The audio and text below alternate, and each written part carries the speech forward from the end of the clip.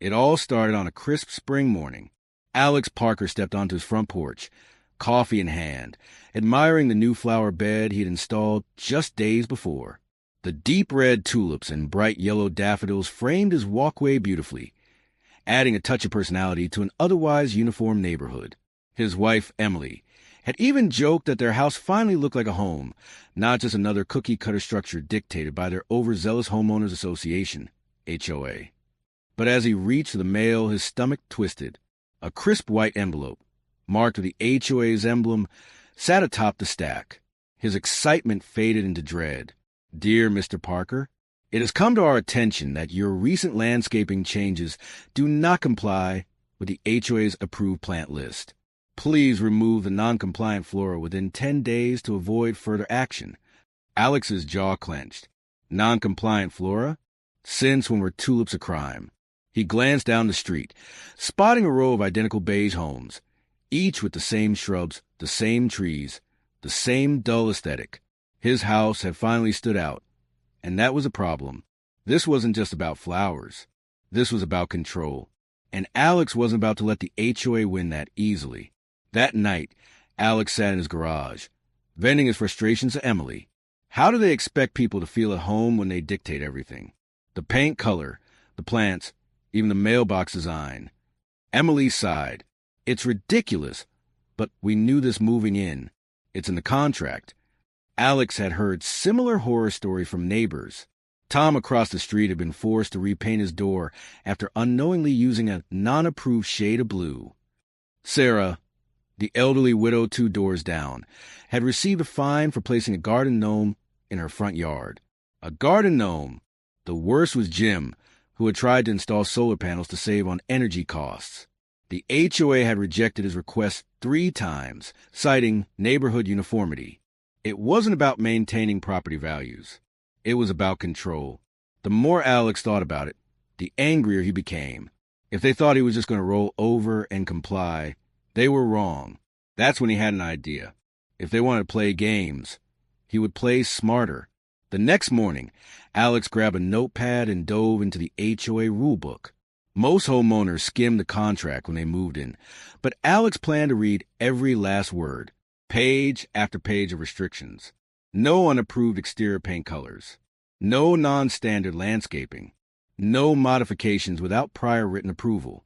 But then, he noticed something interesting. While the rules banned unapproved flora, they never specified which plants were actually approved. It was a gray area, and gray areas were opportunities. And there was more. The guidelines prohibited certain fences, but hedges were never mentioned. If he couldn't install a privacy fence, he'd plant a row of tall hedges instead. Then he found the gold mine. Homeowners may enhance curb appeal as long as all alterations maintain the neighborhood's overall aesthetic and receive board approval. That was it. If the HOA could be convinced that his changes enhanced curb appeal and fit within the overall aesthetic, they'd have to approve them. Alex smirked. Now, he just needed a plan. For the next week, Alex devised a strategy. He wouldn't just challenge the HOA. He would beat them at their own game. First, he visited a local nursery and spoke with a gardening expert. What are the most HOA-friendly plants that also had a pop of color? He asked. The nursery owner chuckled. Ah, you've got an HOA battle on your hands, huh? Try these dwarf azaleas, knockout roses in creeping phlox. They're all common landscaping choices, but they bring life to a yard. Armed with his plant list, Alex submitted a formal request to the HOA board, citing their own guidelines. He included pictures, references from design magazines, and a written explanation of how each plant enhanced curb appeal while maintaining neighborhood consistency. Meanwhile, he worked on his second loophole. If he couldn't change his fence, he created a living fence using a row of evergreen shrubs. HOA rules never said a word about natural privacy barriers. A week later, he received a response. Dear Mr. Parker, after careful review, the board has determined that your landscaping proposal is acceptable. However, the HOA must monitor your modifications to ensure they remain within aesthetic guidelines. Alex grinned. They had no choice but to approve it. But he wasn't done yet. Now that he had HOA approval, Alex took things a step further. He used vertical gardening, an elegant trellis covered with climbing roses that added depth and beauty, without violating any regulations. He planted low-maintenance ground cover like creeping thyme, which replaced traditional mulch and grass, while staying within HOA rules. To push the envelope, he strategically placed potted plants that could be moved at a moment's notice. If the HOA ever complained, he could simply relocate them, rendering their objections useless. Neighbors started noticing. Jim, the solar panel guy, stopped by first. Looks great, man. How'd you get them to approve this? Alex smirked. I read the fine print. Word spread quickly. Soon, other homeowners were consulting Alex, asking for advice on how to make small but meaningful changes within HOA restrictions. One by one, the neighborhood started to change. Front yards bloomed with color. Porches gained character. The once dull neighborhood began to feel alive again. And the HOA, they couldn't stop it, because every change was technically within the rules. Alex had proven a point. With the right knowledge and creativity, homeowners didn't have to be prisoners to HOA restrictions. They just had to outsmart the system. A week after his landscaping victory, Alex received another letter from the HOA. This time, it wasn't about plants. It was about his front door. Dear Mr. Parker, it has come to our attention that your front door has been repainted. Per HOA regulations, all exterior colors must adhere to the approved neighborhood palette. Please submit a request for approval within 7 days to avoid penalties. Alex laughed bitterly. His door had been the same deep navy blue for years. The only difference? Now it stood out against the beige sea of conformity. Rather than fight head-on, Alex decided to play by their rules. Again, he reviewed the HOA's approved color palette and found an interesting detail. Many shades overlapped in tone, but had different names. At the local hardware store, Alex picked a shade just one step darker than his current navy blue, but with an HOA-approved name, Midnight Serenity. He submitted his request, attaching a color swatch from the official HOA-approved list. A week later, the board responded. Your color choice aligns with our guidelines. Approved. Alex smirked. Another win. Then he got an idea. What if the neighborhood could embrace color within the rules? He started sharing his findings with neighbors, helping them discover technically compliant but more vibrant shades. Little by little, color returned to the neighborhood, and the HOA, they were powerless to stop it. Fresh off his victory, Alex turned his attention to his entryway. He couldn't change the structure, but he could make strategic upgrades. He started small, a new house number in sleek black metal, a bold contrast against his freshly approved door. It was modern, stylish, and completely within regulations. Next, he replaced his porch light with a decorative sconce. The HOA rules only stated that exterior lights must be functional and well-maintained. There was nothing about style. Then came the final touch, a set of elegant, symmetrical potted plants. He chose a combination of neatly trimmed boxwoods and seasonal flowers, arranged in stylish black planters. Neighbors began to notice. Looks great, Alex, said Jim, the solar panel guy, thinking about doing something similar. Within weeks, more neighbors followed suit. New house numbers, better lighting, more personality, all while staying HOA compliant. It was a quiet revolution, and the HOA knew it. One evening, Alex received a message from Sarah, the widow down the street. She was frustrated.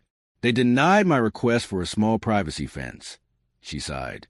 I just wanted to enjoy my backyard without feeling like I'm in a fishbowl. Alex knew the HOA loved to reject fences, but he also knew something they didn't expect homeowners to realize. Sarah, he said, do you know what isn't mentioned in the HOA rules? She shook her head. Hedges. That week, Alex helped Sarah plant a row of evergreen shrubs along her property line. Dense, lush, and naturally growing. Just as effective as a fence, but completely unregulated. The idea spread. Soon, other homeowners followed, planting hedges and living fences that provided privacy without violating any rules. The HOA had no grounds for complaints. They couldn't find homeowners for planting trees. But Alex could feel it. The HOA was watching. A few weeks later, Alex's wife, Emily sighed as she adjusted the living room curtains. "I wish we could do something more creative with the windows," she said.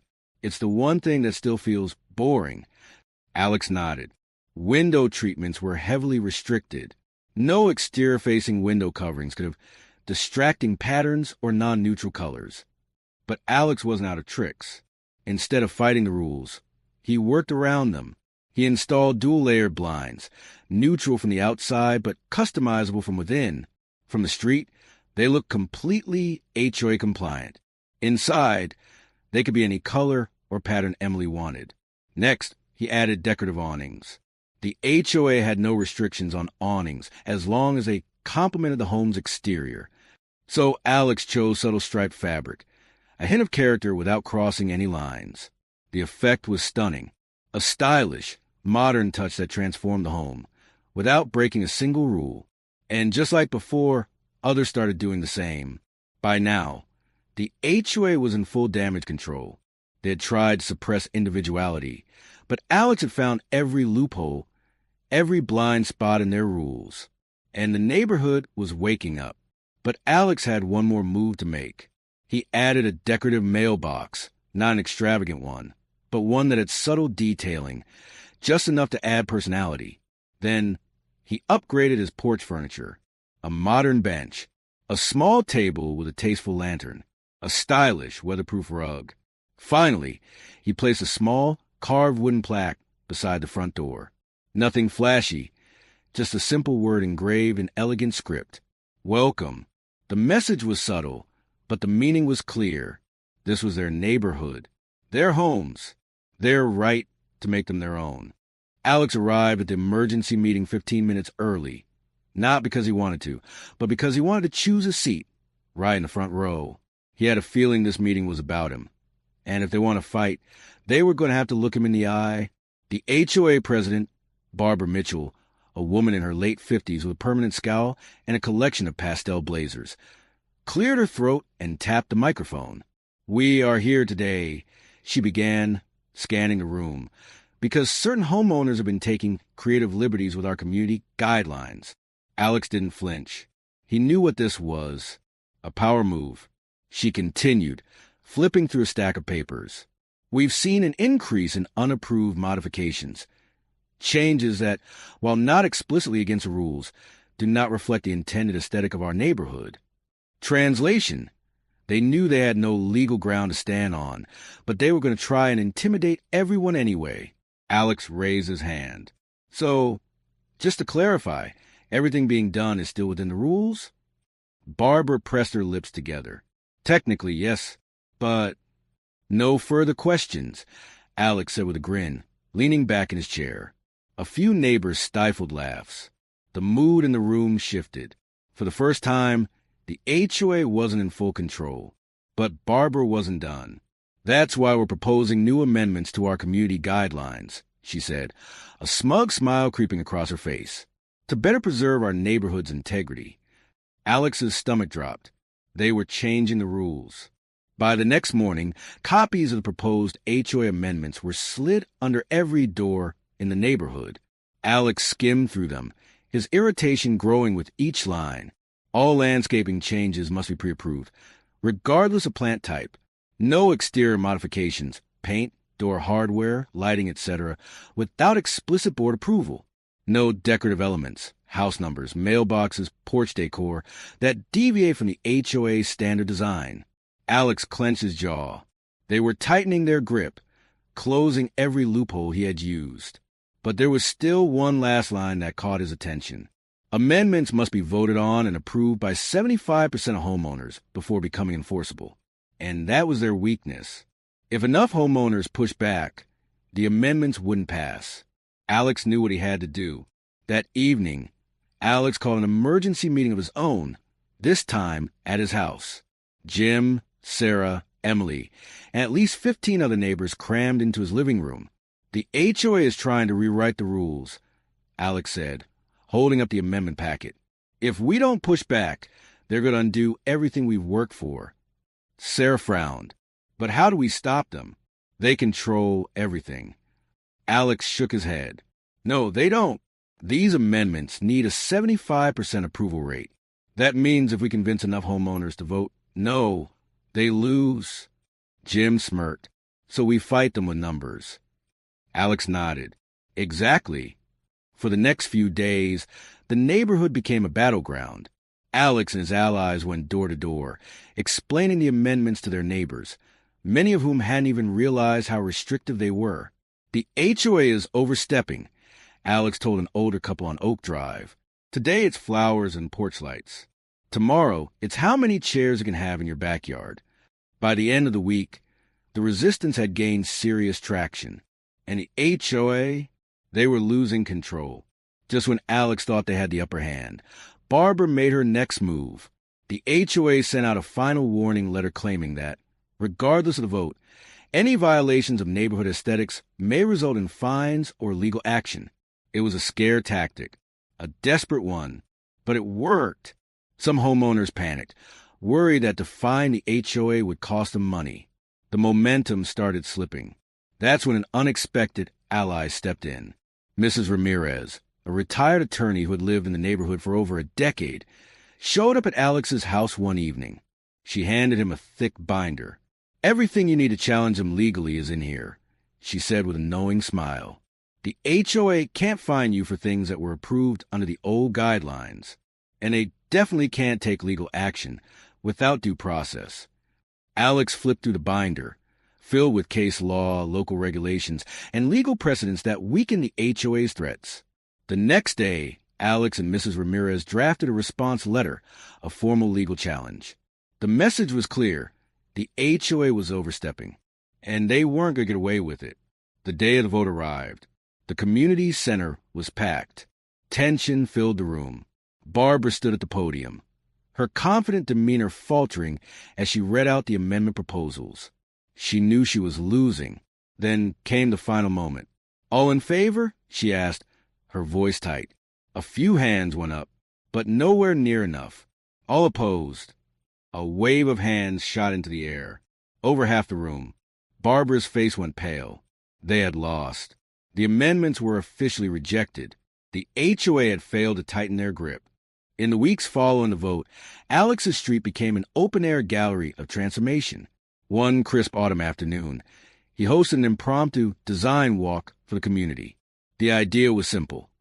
Invite everyone to tour the newly reimagined homes and share stories of personal triumph over conformity. At the start of the walk, Mrs. Lopez, a reserved retiree known for her traditional tastes, surprised everyone by unveiling her secret project. Over months of quiet determination, she converted her plain, uninspired garden into a vibrant tapestry of native wildflowers and climbing vines. "I always believed that age meant I had to conform," she confessed to a small group gathered around a wrought iron bench. "But once I saw that even a single flower can bring joy, I knew I had to act. This garden is my voice." Next came Raj. A young father who struggled to find balance between work and home life was mirrored in his once bland facade. He recounted how he transformed his drab front yard with a vertical garden made of repurposed wooden pallets and an assortment of succulents. "It wasn't just about the aesthetics," Raj said, excitement radiating from his eyes. "It was about creating a space where my kids could learn to appreciate nature and creativity, right at our doorstep." Then, at a quiet corner of the neighborhood, Alex's longtime friend and neighbor, Linda, revealed her own project. Confronted with HOA resistance to her planned picket fence, she instead designed a living fence using a curated row of ornamental shrubs. "Every leaf, every bloom," Linda explained, "tells the story of our community's resilience. This isn't just landscaping. It's a declaration that beauty can thrive under even the strictest oversight." As the tour continued, it was clear that every homeowner had found a way to adapt and flourish. These weren't just isolated projects.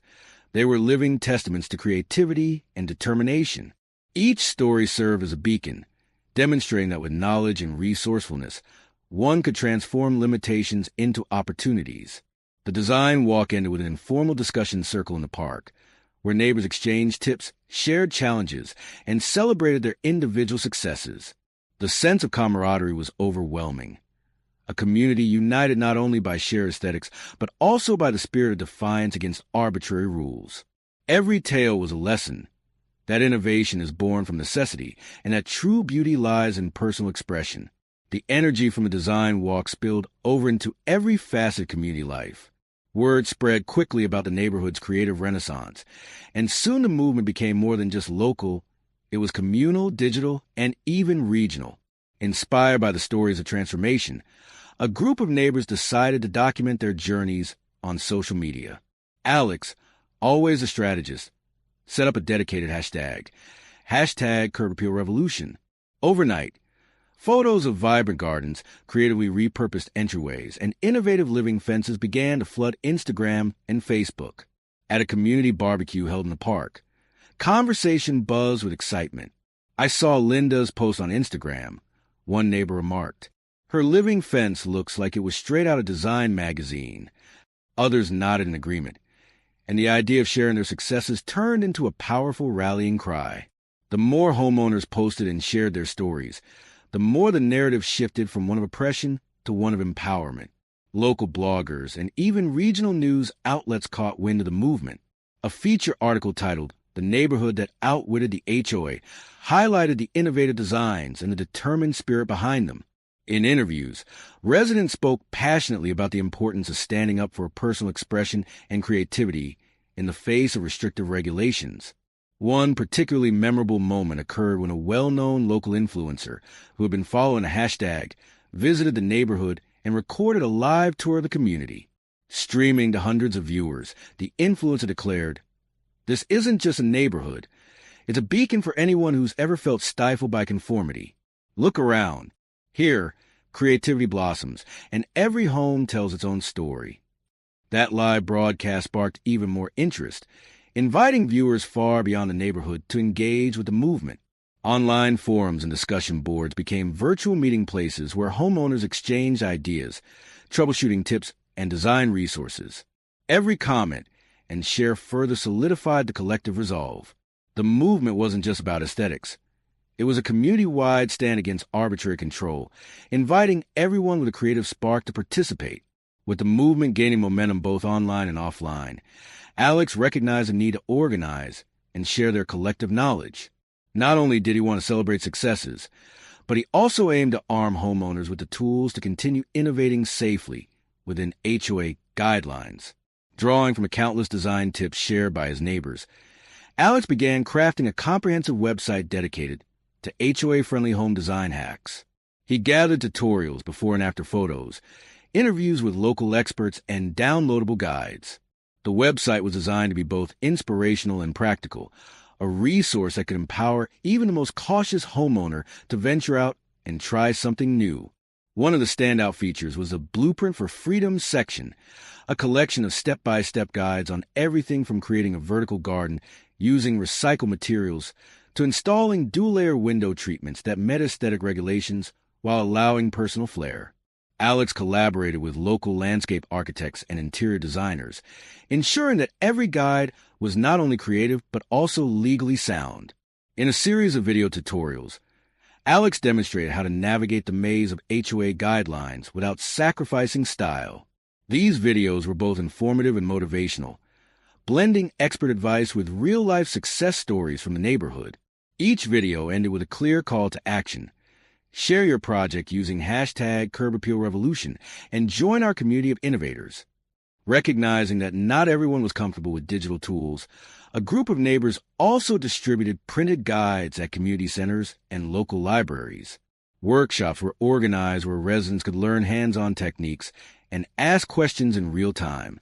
These workshops became a staple in the neighborhood calendar, attended by homeowners of all ages eager to unlock the potential of their properties. The resources weren't limited to design tips alone.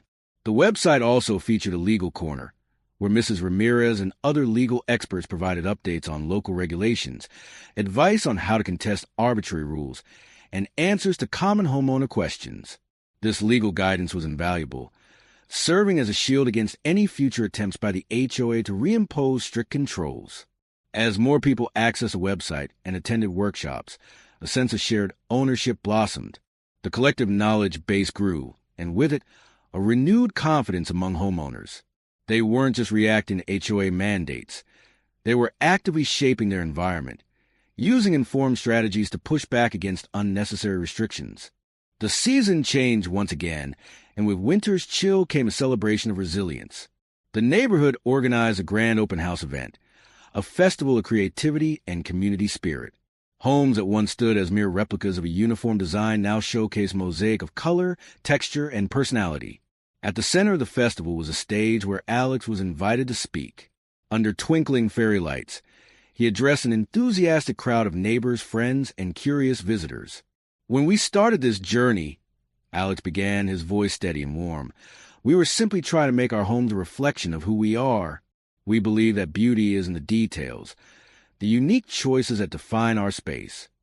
He recounted the early days of frustration, the restrictive letters, and the painstaking research into loopholes.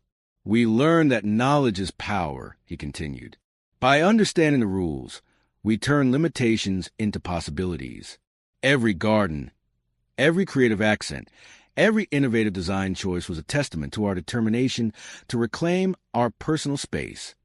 The crowd erupted in applause, and neighbors exchanged knowing smiles. Throughout the festival, there were small displays and storytelling corners where homeowners showcased their projects. A mural on the community center wall depicted the evolution of the neighborhood, from a drab collection of identical houses to a vibrant community that celebrated individuality. In the midst of the festivities, Barbara Mitchell, the once unyielding face of the HOA, made a quiet appearance. While she didn't speak, her presence was a stark reminder of the old order that had been challenged and reshaped. For many, it symbolized the end of an era where arbitrary rules dictated personal expression. The final takeaway of the event was clear. Creativity and community can triumph over rigidity and control. The open house was not merely a celebration of design wins. It was a declaration that every homeowner had the right to express themselves while still contributing to a cohesive neighborhood identity. In a moving tribute, Alex read out heartfelt testimonials from neighbors, emphasizing that their successes were not just about aesthetics, but about reclaiming their right to live authentically. As the night drew to a close, the atmosphere was electric with optimism. There was a renewed commitment among the residents to continue pushing boundaries, to support one another, and to never allow bureaucratic constraints to dampen their creative spirits. With the festival behind them and the community's achievements documented both in print and online, Alex knew it was time to extend the invitation beyond their own neighborhood. In a final, impassioned message broadcast on the newly launched website and across social media platforms, he called on homeowners everywhere to join the curb appeal revolution. "Your home is your canvas," Alex declared in a stirring video message. "No matter where you live or how strict your regulations, there's always a way to bring out the beauty that lies within. Share your stories, inspire your neighbors, and let's show the world that creativity knows no bounds." The campaign offered a free downloadable checklist titled "Designing Within the Lines," your HOA-friendly home improvement guide, a resource filled with expert tips, legal pointers, and creative ideas that had helped transform their neighborhood. Homeowners were encouraged to download the checklist, share their progress using the hashtag #CurbAppealRevolution, and join an ever-growing community of design innovators. In the final moment of the event, as residents mingled, exchanged ideas, and planned future projects, the sense of unity was unmistakable. The once oppressive HOA rules had inadvertently sparked a grassroots movement, a living, breathing community of creative minds determined to redefine what it meant to call a place home. Months later, as winter gave way to a hopeful spring, the neighborhood continued to flourish. New projects emerged, each one a blend of personal expression and collective identity.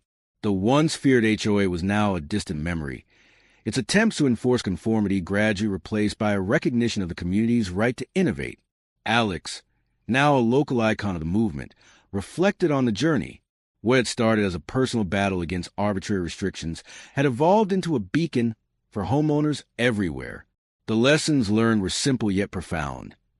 Know your rights, harness your creativity, and never underestimate the power of community. As he walked through the transformed streets, Alex smiled at a new sign on the community bulletin board. Share your story. Inspire change. And he knew that the battle for curb appeal was not just about aesthetics. It was about the freedom to be uniquely you.